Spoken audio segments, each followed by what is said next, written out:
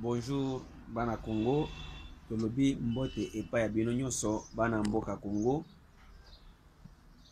Télé na bino, chaîne na bino La Voix du Kivu eye tongo lelo po epesa bino basango oyo ezoleka na kati ya au plateau de Mitumba esika bino bobengaka Minembwe. Toyo kopesa bino baktualité nini ezoleka kuna. Complot nini gouvernement congolais ezosala po exterminer ba peuple autochtone na kati ya au plateau ya Mitumba. Bandeko na ngai avant tokoma nano kuna toyepo toyebisa bino événement munene oyo bana ya Fizi bazolinga basala po ba commémorer 21 ans ya massacre oyo ba Rwandais oyo Bazarias Ruberwa na bandeko na ya RCD basala na village ya est ya mboka na Makobola, Lusenda, Kasika, Katogota, Kazimia, Mwandiga, Wangolobe na bisika nyonso oyo ba Rwandais baboma bato kosala ba massacre na kati ya est ya mboka na biso Congo. Bandeko na ngai ba Congolais, il faut koyeba ke ezalaki le 30 décembre 1998 nde mboka ya Makobola ba Rwandais bakota wana bakunda batu oyo baza nanu bazokomona bapesi yo besh osala libulu na yo omikundi yo moko okoti na kati bangunde bafuniki likolo bakotisaki bato na bandaku ba maison en chaume bazikisaki batu ba famille mususu ebunga papa mama na bana bakufa. Donc lelo ti lelo eloko zokamwisa batu ezake les mêmes génocidaires les Azarias Ruberwa et les autres bangonde bazana kisasa lelo kokonza mboka Congo, bangonde bazo mibenga les ministres, bangonde bazo mibenga ba DG, bangonde bazo mibenga ba généraux, bangonde bazo mibenga ba poste nyonso oyo esengaka bato digne oto na souci ya mboka basala yango. Mais lelo tokamwe ndenge ba étranger baza lisusu à la tête ya mboka na biso yango bana ya Grand Kivu na bana ya Fizi wabisaka ke La Voix du Kivu yebisa ba Congolais ke toza na confiance ata moko te na gouvernement na bango oyo ya ilunkamba po toyebi ke ezakaka continuité ya biloko oyo bazo osala oyo baboma biso nde bango nde bazo konza biso na Kinshasa. Donc tokotikala kaka ko soutenir force ya peuple oyo bazo bengaka force autodéfense Maïmaï.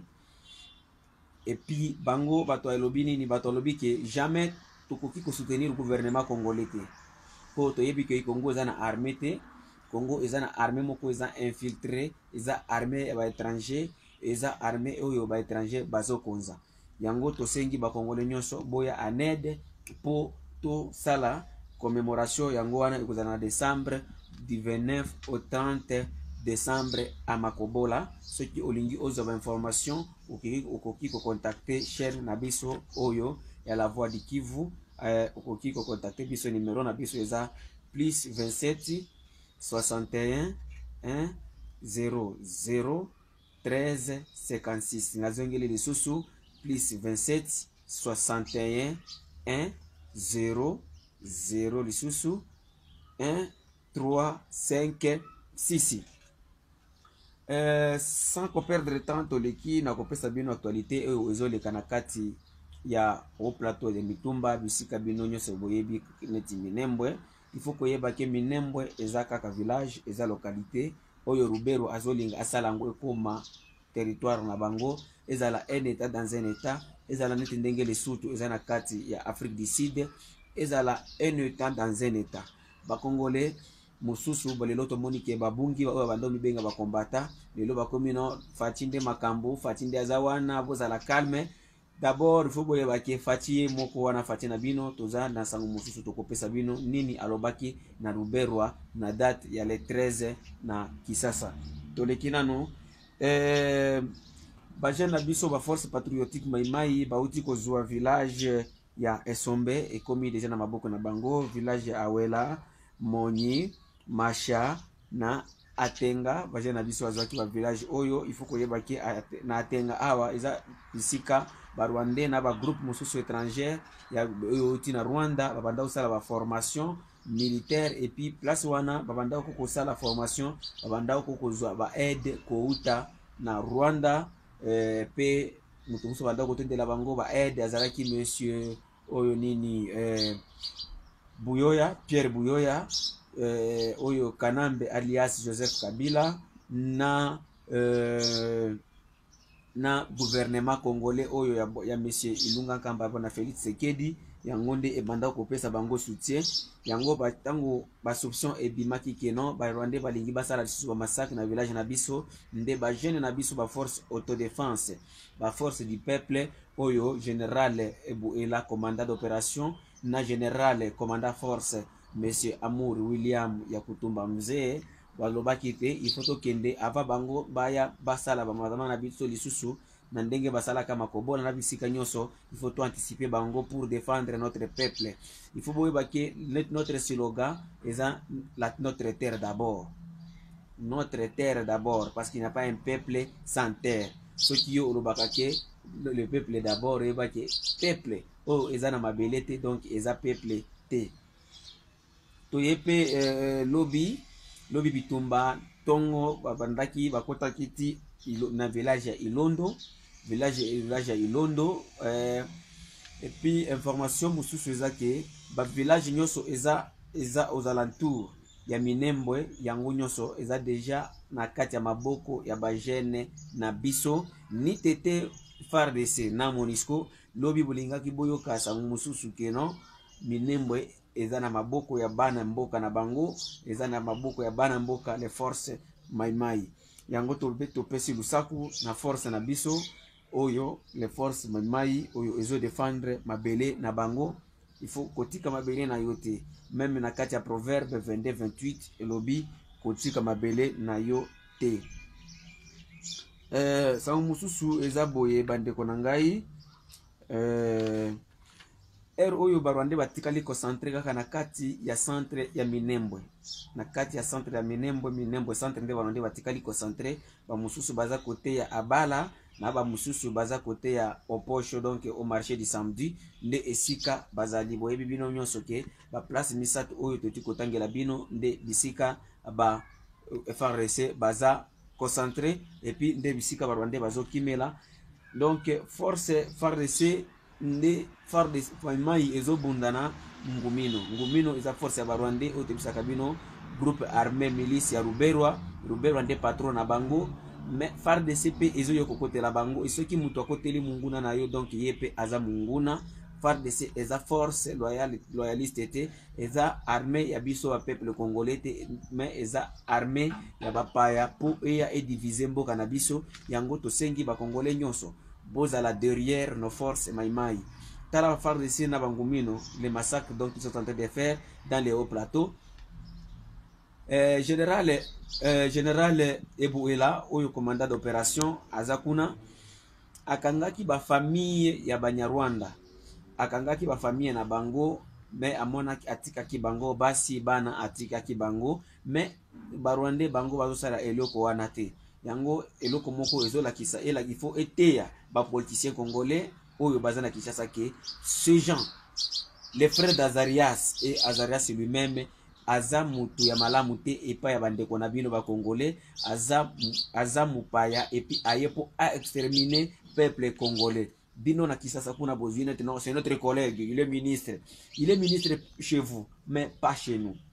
biso tonzo ndi mayete et puis biso tokotika la kakaka soki gouvernement congolais elingi ezonga na ligne te ya kolanda nini peuple elingi biso tokotika la kakaka ba résistant ti na jour asuka ti jour toko libérer mboka na biso parce que jamais tokondimaka te ke groupe moko ya ba bandi groupe moko ya ba individu groupe moko ya ba assassin et ya ekonza biso po ebotola mabele na biso jamais po to moni ke gouvernement congolais eza gouvernement ya ba responsable na ndenge nini po eza gouvernement eyebaka histoire ya mboka na ye bayebi bien ke bazana ba documents nyonso mais comment vous voulez nous imposer que non ces Rwandais là ils sont déjà congolais. Vous voulez nous imposer que Ruberwa il est de Minembwe. D'ailleurs, vous le gouvernement congolais, il a fallu bien de Ruberwa. Non, Ruberwa, nous avons des documents ici. Tu étais étudiant à Lubumbashi étant qu'étranger. mais biloko nyonso wana bolingaka kutu koloba yango te. Il faut toye koyebisa bino polele ke votre gouvernement ekozala gouvernement ya Kinshasa na ba province mosusu, mais pas chez nous à l'est du pays. Tokotikalaka toujours derrière nos forces autodéfense. Bandeko na ngai na eti kopesa bino sango ke ba village nyonso oyo eza environnant tous les villages environnants nani Minembwe ezalaki etumbamaki lobi oyo ba village oyo banyaranda babanda ofanda etumbamaki lobi. Sango mosusu toyo kopesa bino ke na date ya le 13 septembre 2019 tozwi message ya Barwandais ya président ya nani ya communauté ya Barwandais na Kinshasa Charles Mukiza ndenge atindelaki bandeko na ye tozwi message wana ezalaki message WhatsApp ya Kinyarwanda mais toye ko interpréter yango po yeba nini alobaki na kati. Alobisa seki bandeko na ye ke bandeko na ngai Barwandais mbote toye po toyebisa bino ke délégation na biso délégation bango Barwandais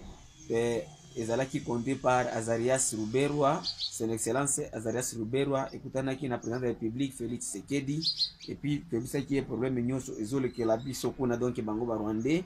et puis nini nani Félix aprometa bango ke akotinda force mususu kuna po ya ko exterminer ba autochtone et ya koboma lisusu ba autochtone yango tolobi toyambi tozotolotebisi Félix message oyo ke tozozela ba force na yo wana et ya po Félix il faut oyeba histoire ya mboka wana yo kozala moto liboso te. Kabila atinda ba force ebele na ebele nzela oyo yo ozoluka pona koluka kimia kuna ezanzela te okomema kimia biso bana au plateau lelo nyonso baboyi déjà dialogue parce que tokotika la kate tozosala ba dialogue bango bazoboma biso lobi awa bauti koboma chef coutumier na Libwini Moninga ya communauté ya Banyindu ababomiye pona nini chef coutumier na Libwini Moninga azaki parmi batu banda olinga ba dialogue azolongwa Minembwe abanda uta Minembwe kolobela maroko makambo bango ba dialogue po azonga na village na ye ndenge ba jeune ya Barwandais lisusu bangumino balandie na nzela ba acheve na kati ya nzela babomiye lelo chef coutumier na Libwini Moninga azali susu na monde oyo te akufi yango yo ozolinga biso kende ba dialogue na ba étranger ozolinga to kende ba dialogue na batu bazobuto na mabele na biso yango tolobi non soki olingi to zwa kimia ya bien monsieur Félix Tshisekedi yaka oso na ba autochtone oza congolais pays bien oza congolais sala délégation ya ba congolais ba délégation ya bino ya ba Kamere na ba Ruberwa te sala délégation ya ba congolais zwa contact na biso même télé la voix d'équipe tokoki kozala wana poto la kisayo nzela okokeni ndenge nini po okuta na ba chef coutumier na biso nani après kokuta na ba chef coutumier na biso ba chef coutumier bakobenga ba force nyonso oyo ya ba autochtone ezawana po bosolola oyo katolingi nini oyo ka problème na biso ezandenge nini banzela oyo nyonso bozolinga boluka bino po bo résoudre ba problème ekosimba te tant que olingina nokoyoki la biso ba autochtone nini tozoloba so jour nyonso oyo kokende côté ya nani ya ba étranger ya ba paya il faut koyeba ke tokozala wana kotelemela yango kaka yango toye kosenga yo boye sala délégation wana nde tozopesa yo la voix pour que tozwa kimia une peu durable pour que Congolais bandima yo oui nous avons un Congolais oyo azokonza mboka na biso oyo aza donc azate ke on va zokonza yete sala dialogue sala délégation na yo bo contacter biso na plus 27 61 100 donc 100 13 56 plus 27 61 100 1 3 5 6 délégation na yo wana tokende tout ça la dialogue à Kipupu avion kitaka wana à Kipupu botozo hélicoptère Goma Bukavu tozui hélicoptère ti Kipupu nous allons rassembler tous nos chefs coutumiers à Kozala wana les chefs coutumiers ya Uvira Fizi mwenga bakozala bango nyonso wana je frasir oyo eza liloba batindi ngai ki naye ko batindi la voix du Kivu eye ko yebisa bino boye à travers média poto yebi ke bokolanda vidéo na biso oyo. Après wana tosolola plus question de vos Rwandais ou dans les délégations. Et puis toujours to rassurer bino boye sécurité na bango ya bino ekozala bien assuré pour toza un peuple et se défendaka to rassurer sécurité ya bato na bino boyoka nini tolingi. Après wana bo landa nini oyo biso autochtone bakolo mabele to koyebisa bino nde kimia ya bien ekoya na place wana. Mais soki bolingi botonga kimia na ndenge bozolinga botongela biso kimia oyo bino bozoluka biso tolobi toboyi tokodema yango te. Et puis mboka na biso tokotikala kaka nani na kati ya maboko na biso jamais tokopesaka Rwandais nani te. Depuis décembre, depuis janvier, Félix lelo ti tozala septembre 9 mois, Félix tokomeli yo plus d'1 million de lettres koyebisa yo ki o annulé décret oyo epesi minembo commune oyo Rubero azolinga asala un état dans un état mais tomoni ozolinga te yango tolobi il faut biso pe totelema po to défendre mabele na biso yango wana bandeko nanga ba congolais na pesi bino matondo mingi merci mingi. Ceux qui bolingi bo contacter biso email na biso eza la voix du Kivu 45@gmail.com. Donc la voix du Kivu 45@gmail.com. Si vous voulez contacter biso na téléphone, vous pouvez contacter biso na plus 27 61 1 0 0 1 3 5 6. Nazongeli lisusu plus 27 61 1 0 0